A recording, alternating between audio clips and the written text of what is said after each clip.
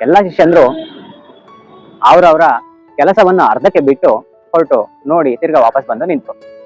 ಆದ್ರೆ ಜನಕ ಮಹಾರಾಜ ಮಾತ್ರ ಅವನ ಯಜ್ಞ ಹವನದ ಕೆಲಸವನ್ನು ಬಿಟ್ಟು ಅಲ್ಗಾಡಿರ್ಲಿಲ್ಲ.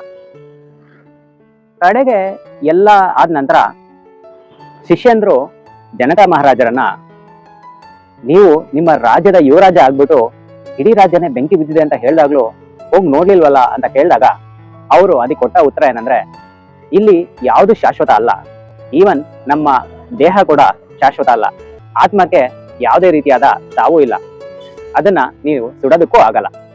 ಆದ್ದರಿಂದ ನಾನು ಮಾಡಲಿಕ್ಕೆ ಬಂದಿರುವಂತಹ ಕೆಲಸವನ್ನ, ಅಂದ್ರೆ ಗುರುಗಳು ಹೇಳಿದಂತೆ ಯಾಗ ಮಾಡ್ಬೇಕಾಗಿತ್ತು ಅದನ್ನೇ ಮಾಡ್ತಾ ಇದ್ನೇ ಹೊರತು ಬೇರೆ ಏನು ಮಾಡ್ಲಿಲ್ಲ ಅಂತ ಹೇಳ್ತಾರೆ. ಈ ಉತ್ತರನ ಕೇಳಿ ಬೇರೆ ಶಿಷ್ಯರು ಯಾಕೆ ಗುರುಗಳು ಅವನಿಗೆ ಅಷ್ಟು ಮರ್ಯಾದೆಯನ್ನ ಕೊಡ್ತಾ ಇದ್ರು ಅಂತ ಅವ್ರಿಗೆಲ್ಲ ಅರ್ಥ ಆಗತ್ತೆ.